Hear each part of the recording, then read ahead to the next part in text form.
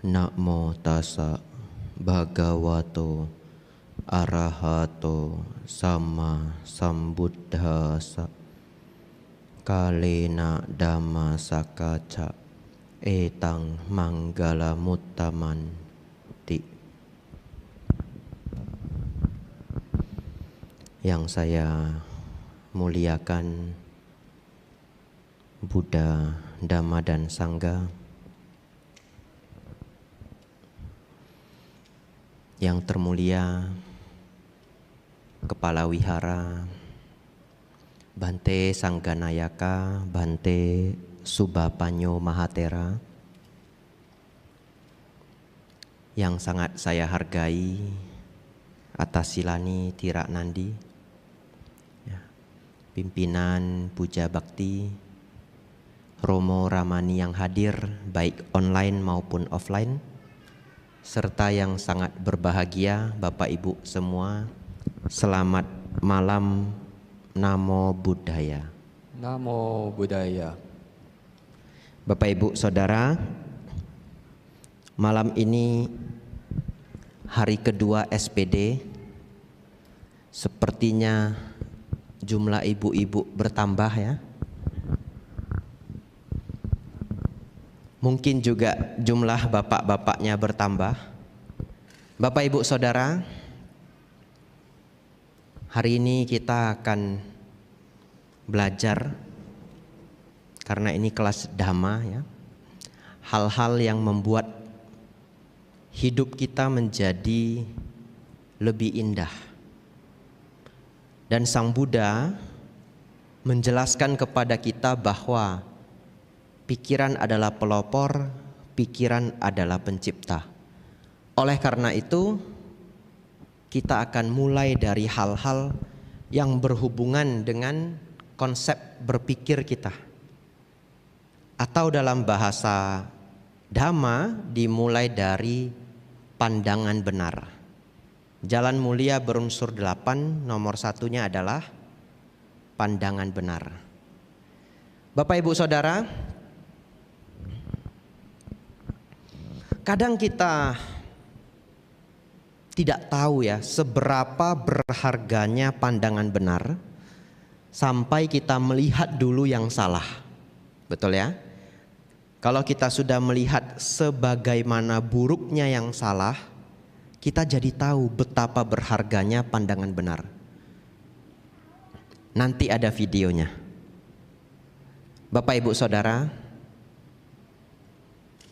ini mohon maaf sedikit menyinggung suku sebenarnya.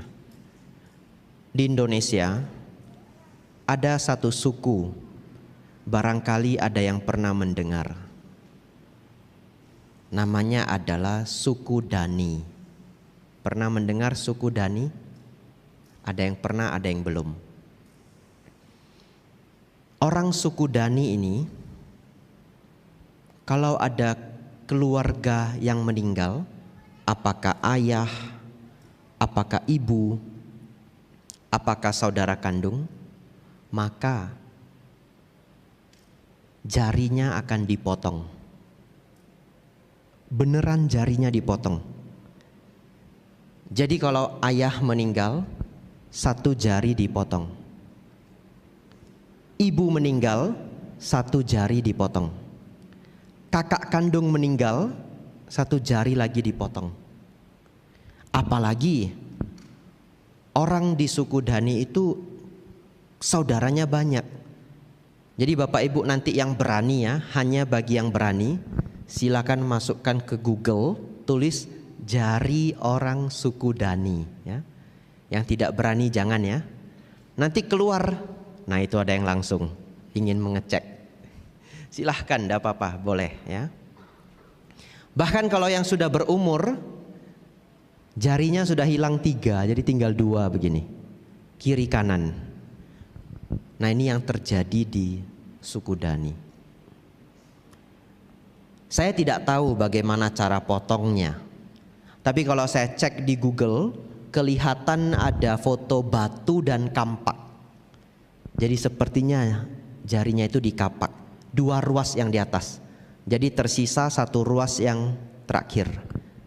Ya, pulang jangan dilakukan ya. Mungkin kalau hanya ingin tahu sakit apa enggak, pulang coba tokok tangannya. Sakit, cukup. Jangankan di kampak ya, kejepit jari, kejepit pintu saja sakitnya luar biasa ya. Ini kalau kejepit, pasti pernah kejepit ini ya. Kalau jari kejepit itu pasti pernah. Itu saja sakitnya luar biasa. Bapak Ibu Saudara, zaman dulu di India itu ada satu tradisi, tapi tidak di seluruh daerah India. Di beberapa daerah India di zaman dulu ada satu tradisi yang mana kalau suaminya meninggal, istrinya hidup-hidup ikut dibakar. Istrinya hidup-hidup ikut dibakar. Ada yang rela? Tentu Bapak Ibu, ini bukan pandangan benar, betul ya? Bagaimana pandangan benar kalau yang meninggal saja yang dibakar, kenapa yang hidup ikut dibakar? Tapi demikianlah budaya. Ya, ketika sudah menjadi budaya, sudah menjadi tradisi, kadangkala di luar logika, kadangkala di luar manfaat. Oleh karena itu kita perlu belajar pandangan benar agar kita tidak terperangkap pandangan yang salah. Kenapa? Kalau kita sudah percaya pandangan yang salah itu sebagai benar, apalagi kita ambil itu sebagai budaya dan tradisi, kalau diprotes orang pun kita akan marah, betul ya? Yang namanya budaya, kalau kita protes orangnya akan marah. Itu dijadikan sebagai konsep yang benar. Padahal harusnya kalau suaminya meninggal, istrinya jangan ikut dibakar. Kenapa? Siapa yang jaga anak-anaknya? Ya toh? Nah, itu adalah satu budaya tradisi yang salah, tapi sudah ditinggalkan. Hari ini kita akan lihat satu tradisi lagi unik ya. Ini tolong jangan ditiru ya. Ini adalah tradisi, lihat dulu. Semoga videonya benar ya. Jadi mereka percaya kalau anak bayi itu dilempar begitu ya, itu akan membawa keberuntungan untuk anak bayi tersebut. Coba saya ingin tanya, kalau menurut kita tentu itu tidak benar ya. Buktinya kita se-Indonesia 270 juta jiwa, waktu kecil kita tidak dilempar ya. Ada yang waktu kecil dilempar? Nggak ada ya. Toh kita hidup biasa-biasa saja. Tapi kalau mereka sangat meyakini anak-anak yang dilempar nanti besarnya itu beruntung, besarnya itu lancar, sukses dan sebagainya. Ini salah satu contoh Bapak Ibu, ketika sebuah pandangan itu sudah masuk ke dalam keyakinan seseorang, kalau pandangan itu ternyata pandangan salah, bisa membawa penderitaan. Sesungguhnya praktek ini dilarang, sudah dilarang oleh Organisasi Hak Asasi Manusia Sedunia tahun 2011, tapi hanya berhasil dilarang 1 tahun. Tahun depannya mereka tetap ingin melakukan. Ya Bapak Ibu Saudara, ini contoh-contoh. Nah Bapak Ibu Saudara, hari ini kita akan belajar bagaimana mengembangkan pandangan yang benar. Yang pertama, saya akan ajak Bapak Ibu untuk tidak gampang percaya tabu-tabu. Ya.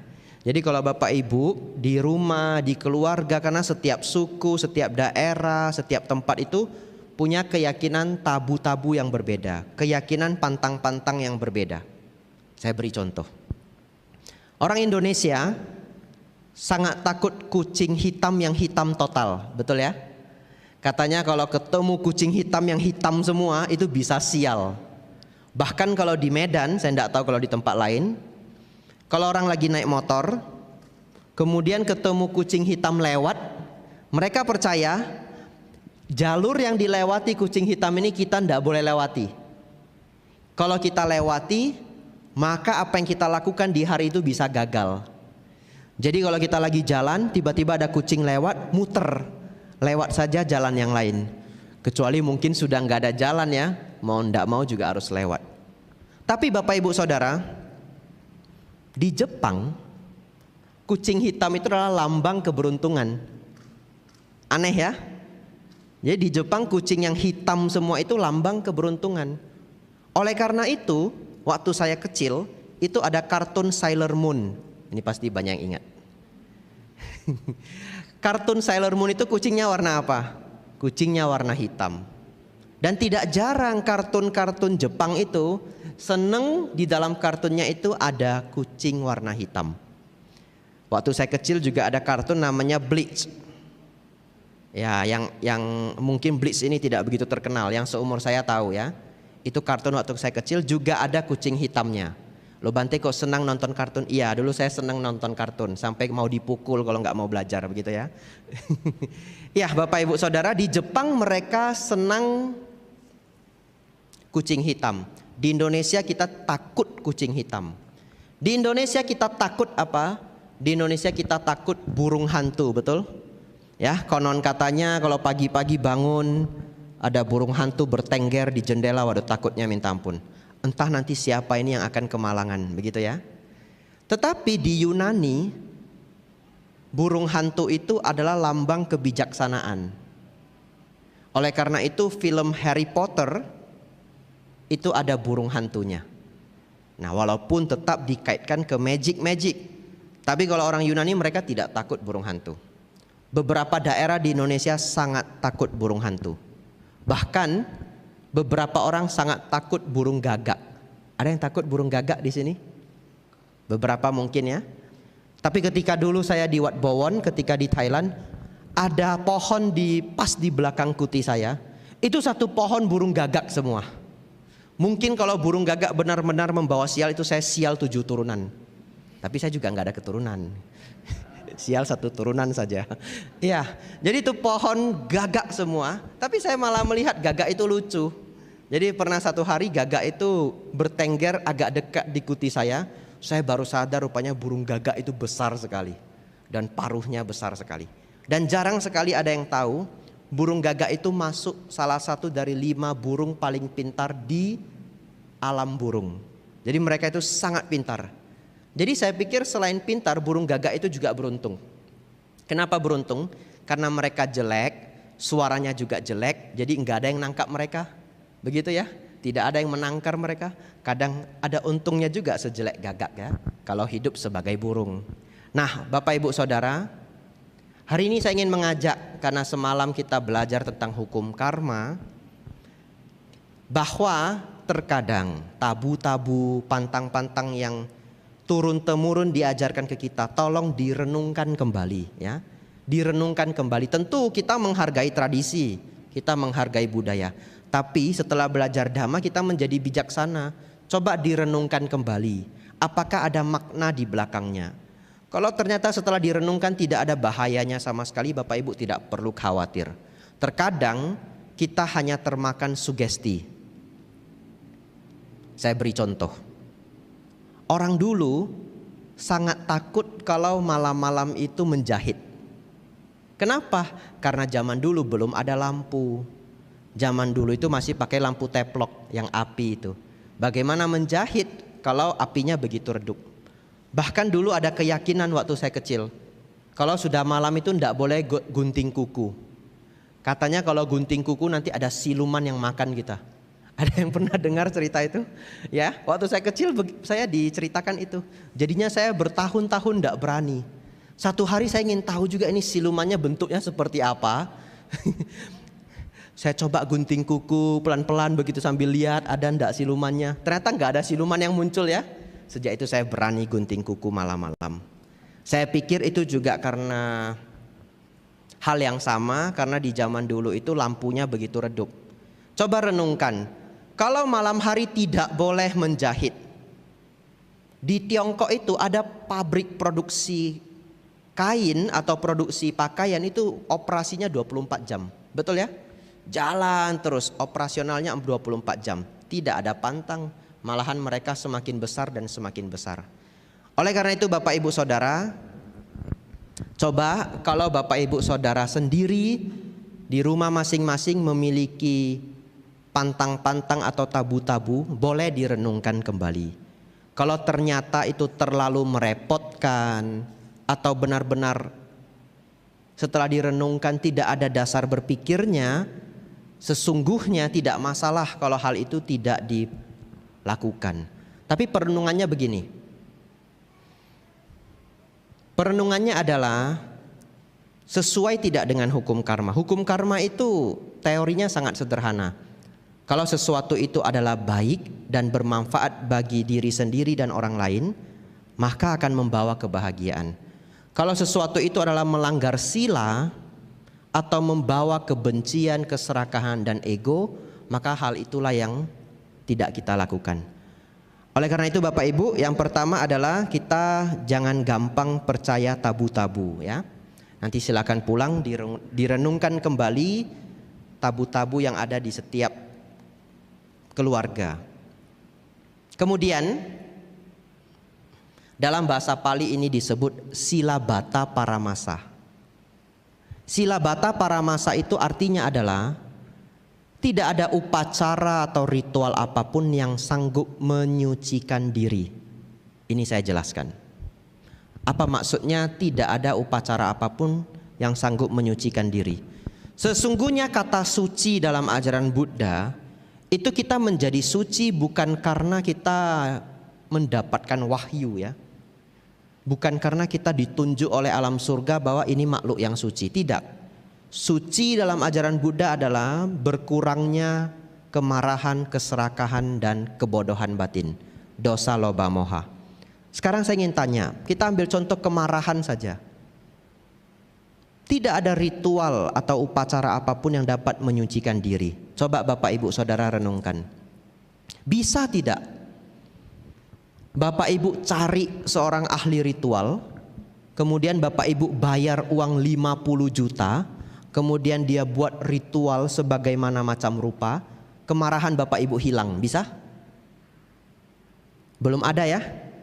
Kalau ada kabari saya.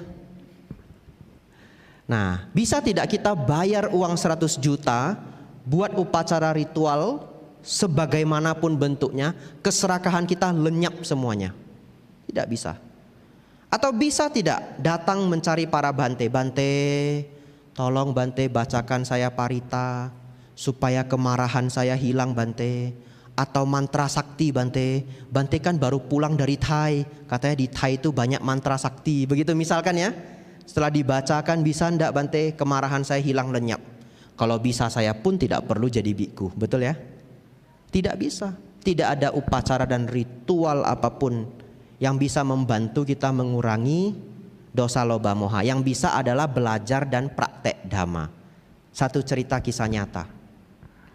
Sebelum saya menjadi biku, saya pernah diajak ikut sebuah ajaran, tapi ajaran ini tidak ada di 6 agama besar di Indonesia. Jadi bukan agama Islam, Kristen, Katolik, Buddha, Hindu maupun Konghucu, tidak ada. Dan mereka melakukan upacara atau kelas dhamma seperti ini itu di rumah. Ya, tidak saya sebutkan namanya ya. Nah, jadi waktu itu saya diajak ikut. Jadi mereka punya satu proses inisiasi. Inisiasi ini adalah bahasa buku atau bahasa akademik. Kalau bahasa gampangnya seperti baptis. Tapi karena Bapak Ibu kalau mendengar baptis itu sudah langsung ingatnya Kristen.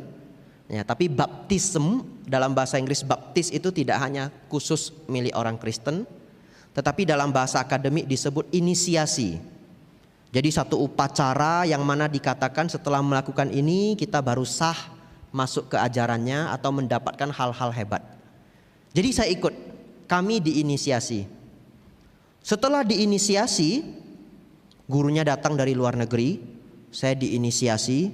Prosesnya itu tangannya melingkar-lingkar di dupa, di lilin, kemudian masukkan ke sini. Katanya saya sudah diinisiasi. Selesai diinisiasi, semuanya memberi selamat. Kyonghi, Kyonghi. Katanya saya sudah mencapai nibbana. Wah, senang sekali saya. Katanya saya sudah mencapai nibbana. Jadi kami diberi selamat, diberi Kyonghi, luar biasa. Senang, saya juga senang. Kemudian saya ikut ajaran mereka selama lebih dari 2 tahun. Ajarannya banyak yang baik. Tapi satu hari saya muncul tanda tanya. Katanya saya sudah nibbana. Kok enggak merasa kemarahan saya hilang, betul ya? Keserakahan saya kok enggak hilang? Ego saya kok enggak hilang? Karena nibbana itu adalah lenyapnya kemarahan, keserakahan dan ego. Ternyata dari situ saya sadar bahwa lenyapnya kotoran batin itu tidak bisa dijanjikan. Tidak bisa dari upacara, tidak bisa dari ritual, tetapi dari proses belajar dhamma, praktek dhamma. Dan yang paling penting salah satunya adalah meditasi. Tapi sebelum tahap meditasi ada 3 tahap. Mendengarkan dhamma. Kalau Bapak Ibu tidak dengar, belajarnya dari mana? Betul ya? Setelah didengarkan, dipraktekkan dalam kehidupan sehari-hari, kemudian ditambah dengan meditasi. Pelan-pelan kemarahan, keserakahan dan ego menurun. Nah, setelah saya 2 tahun lebih ikut pelajaran mereka, banyak yang positif tapi banyak juga yang tidak sesuai. Saya akhirnya mulai tidak ikut. Kemudian saya mulai mencari ajaran Buddha yang sebenarnya itu seperti apa. Dan akhirnya saya menjadi bhikkhu. Singkat ceritanya seperti itu. Bapak Ibu Saudara, jadi sila bata paramasa adalah salah satu syarat pandangan benar. Kita memahami bahwa tidak ada upacara dan ritual apapun yang dapat menyucikan diri. Lalu Bante, apa yang harus kita latih? Tadi kita cerita praktek dhamma ya. Nah, apa yang harus kita latih? Setelah pandangan benar, kita memunculkan pikiran benar. Pikiran benar itu dilandasi oleh, ini Bapak Ibu sudah sering dengar, tapi hari ini kita jelaskan supaya gampang membedakannya. Pikiran benar itu dilandasi oleh metta, karuna, mudita dan upekha. Saya ingin tanya, apa bedanya metta dan karuna? Karena metta itu diterjemahkan sebagai cinta kasih, karuna belas kasih. Bedanya apa? Agak sulit kalau kita tidak pernah belajar cara membedakannya. Membedakannya sangat sederhana. Jadi ini mirip tapi berbeda. Metta artinya ingin orang lain bahagia. Ya, jadi sebuah tindakan agar makhluk lain berbahagia. Tanpa berpikir mereka itu sedang bahagia atau menderita. Kita tidak memikirkan hal itu. Kita hanya ingin agar makhluk lain bahagia. Contoh, Bapak Ibu Saudara misalkan masak makanan yang enak, bagikan ke tetangga. Tetangga Bapak Ibu juga tidak sedang menderita, betul ya? Tetapi Bapak Ibu bawa makanan yang enak ini, kemudian traktir berikan ke tetangga. Ini adalah metta. Sedangkan kalau karuna ingin membebaskan makhluk lain dari penderitaan. Contohnya bagaimana? Contoh, di dekat rumah Bapak Ibu ada seorang anak yang sakit dan keluarganya kurang mampu. Jadi Bapak Ibu inisiatif, Bapak Ibu jenguk, kemudian berpikir, ayo kita patungan kongsi-kongsi bawa anak ini ke rumah sakit. Katakanlah biayanya 1 juta, Bapak Ibu kongsi-kongsi 12 orang. Nah, tindakan ini disebut karuna. Karena anak ini sedang menderita, Bapak Ibu ingin membebaskan anak ini dari penderitaan. Ini disebut karuna. Jadi kalau metta tidak cerita orang ini sedang menderita atau bahagia. Karuna, orang ini sedang menderita dan kita ingin bantu agar penderitaannya hilang. Ini disebut karuna. Yang ketiga, mudita. Mudita itu adalah berbahagia ketika melihat orang lain bahagia. Kalau Bapak Ibu bisa berlatih seperti ini, maka sifat iri hati Bapak Ibu berkurang. Orang pada umumnya, sebenarnya bukan orang pada umumnya, tapi orang yang memiliki sifat iri hati, mereka punya sifat senang lihat orang susah, susah lihat orang senang, betul ya? Senang lihat orang susah, susah lihat orang senang, itu orang iri hati. Tapi kalau orang yang mudita, mereka senang melihat orang lain bahagia. Jadi kembangkanlah sifat ini. Dan ini adalah salah satu sifat para dewa. Jadi Bapak Ibu yang ingin lahir di alam surga, kembangkanlah mudita. Kenapa? Karena di surga itu semua orang bahagia. Bayangkan kalau Bapak Ibu punya sifat iri hati, nanti sebegitu lahir di surga, wah, istana saya besar sekali. Tapi begitu buka pintu lihat orang sebelah, lah tetangga saya istananya lebih besar, begitu ya. muncul sifat iri hati. Tidak akan mungkin. Seorang yang terlahir di alam surga itu memiliki sifat mudita, bahagia melihat orang lain bahagia. Yang keempat adalah UPK. UPK ini sifat tenang seimbang. Dalam kehidupan sehari-hari, prakteknya adalah orang yang memiliki UPK dipuji tidak terbang, dicela tidak terluka. Jadi kalau Bapak Ibu punya sifat UPK, ketika dipuji orang, Bapak Ibu tidak terlalu senang, tapi ketika dicela orang, Bapak Ibu tenang seimbang. Selain itu, untuk menjadi orang baik ya, Bapak Ibu perlu sifat UPK.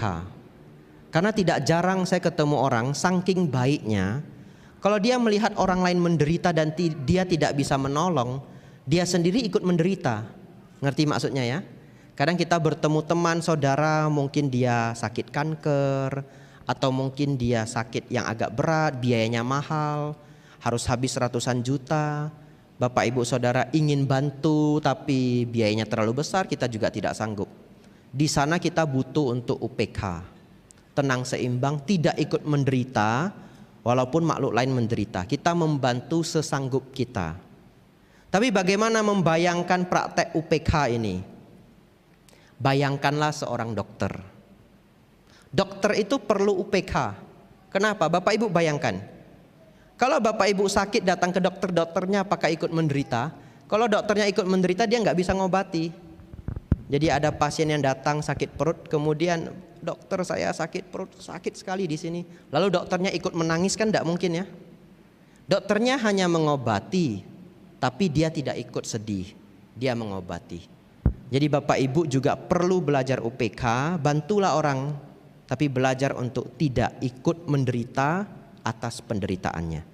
Jadi Bapak Ibu boleh mudita, boleh ikut bahagia dengan kebahagiaan orang lain, tapi tidak perlu ikut menderita atas penderitaan orang lain.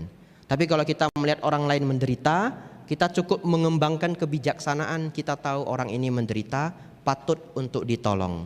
Tapi Bapak Ibu tidak perlu untuk ikut menderita. Jadi praktek yang pertama adalah mengembangkan pikiran benar, mengembangkan meta, karuna, mudita dan UPK. Setelah itu kita mengembangkan ucapan yang benar.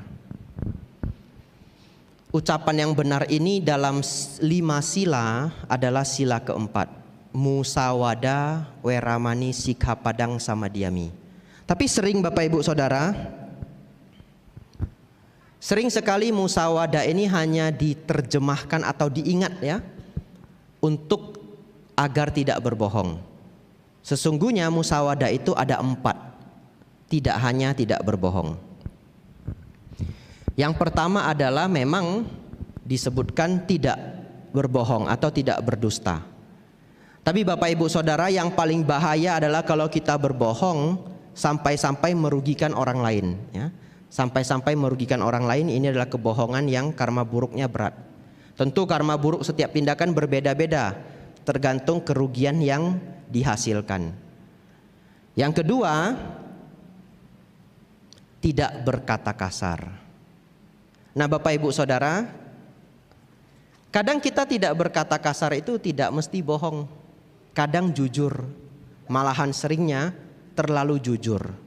Misalkan contoh, saya lihat Anda ya, sudah hitam, pesek begitu, nggak tinggi, pendek, aduh kasihan. Itu terlalu jujur ya, tapi itu kasar. Mungkin orangnya setelah mendengar itu dia lompat ke sungai ya. Jadi Bapak Ibu Saudara, kita juga tidak berkata kasar. Yang ketiga, belajar untuk tidak adu domba. Jadi ucapan kita ini bisa mengadu orang lain.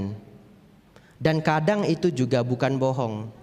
Misalkan Bapak Ibu Saudara dengar ucapan si A menceritakan kejelekan si B. Saking rajinnya, setelah kita dengarkan, besok kita ceritakan ke si B. Kamu tahu enggak si A itu ngomongin kamu apa? Kemudian jeleknya itu semua kita ungkapkan. Kita tidak bohong sama sekali ya. Kita tidak bohong. Kemudian si B balas dendam. Oh, kamu saja yang belum tahu jeleknya si A.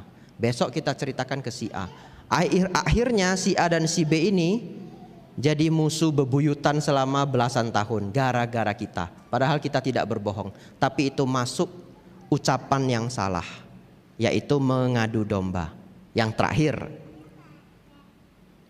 setelah itu kita tanya jawab saja ya. Yang terakhir, gosip yang buruk ya. Kenapa saya katakan gosip yang buruk ya? Karena kalau saya cerita hanya gosip, tidak mungkin ibu-ibu ini dan bapak-bapak bisa tahan tidak bergosip ya. Kan tidak mungkin ya. Ketemu tapi tidak ngobrol, ketemu tapi tidak cerita, itu tidak mungkin. Oleh karena itu, yang berbahaya adalah gosip yang buruk. Apa gosip yang buruk? Gosip yang buruk itu kadang juga tidak bohong. Kadang juga tidak bohong. Misalkan ada seorang perempuan, Senin dia pulang diantar dengan Avanza. Selasa Toyota Rush. Rabu CR-V, ganti-ganti mobilnya. Nanti Kamis Honda Civic. Setiap hari ganti mobilnya. Kemudian muncul prasangka buruk kita. Kita ceritakan demikian ke tetangga. Mungkin ya dia banyak pacarnya, begitu ya. Coba saya mau nanya, kalau mungkin itu salah enggak? Mungkin ya. Kalau mungkin itu bohong enggak? Mungkin itu enggak bohong kan? Mungkin begitu.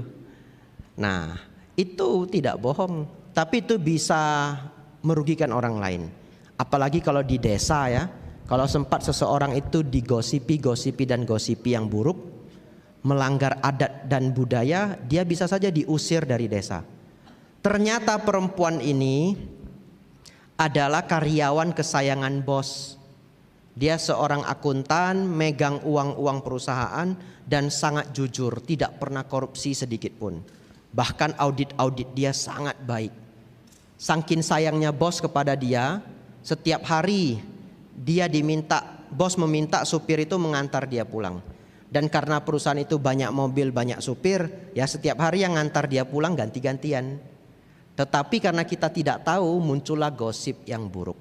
Nah, gosip yang buruk itu bisa merugikan orang lain. Oleh karena itu Bapak Ibu Saudara, kita latihan.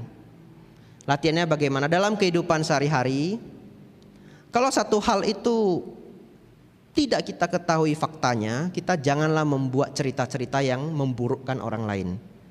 Karena kadang cerita kita yang walaupun dengan awal kata mungkin, itu bisa sangat merugikan orang lain. Tapi kalau yang baik-baik tidak apa-apa. Itulah yang saya kategorikan gosip yang buruk. Bapak Ibu Saudara, ini mengenai ucapan yang buruk. Ada 4. Yang pertama, berlatih menghindari ucapan bohong. Yang kedua, berlatih menghindari kata-kata kasar. Yang ketiga, berlatih tidak mengadu domba. Yang keempat, berlatih tidak gosip yang buruk. Kenapa berlatih ucapan ini penting? Karena apa yang kita ucapkan adalah kebiasaan pikiran. Betul ya? Kalau Bapak Ibu sudah bisa mulai melatih rem ucapan-ucapan yang salah ini atau musawadah ini, sesungguhnya kita juga melatih pikiran kita. Karena apa yang kita ucapkan ini adalah keberlanjutan dari pemikiran kita. Bahasa Palinya disebut wicara. Wicara itu keberlanjutan pikiran. Wicara V menjadi B, bahasa Indonesia menjadi bicara. Jadi Pali itu sering V, adaptasi menjadi B. Contoh, viara menjadi biara. Via pada yang artinya kebencian berubah menjadi biapada. Wicara berubah menjadi bicara. Itu salah satu cara latihan pikiran dengan berlatih ucapan.